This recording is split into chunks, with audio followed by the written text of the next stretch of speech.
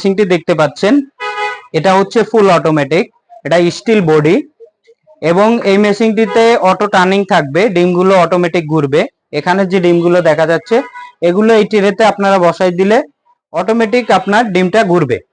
এবং এই মেশিনটিতে আপনারা চাইলে হাঁস মুরগি দিতে পারবেন এবং চাইলে আপনি কোয়েলের ডিমও দিতে পারবেন, শুধু এই ট্রেটা পরিবর্তন করতে হবে। এই ট্রেগুলো প্রত্যেকটা ট্রে বের করা যায়, তো আপনারা এই ট্রেগুলো বের করে কোয়েলের ডিম দিতে পারবেন। এই 1000 ডিমের মেশিনে আপনার 3000 কোয়েলের ডিম ফুটাতে পারবেন।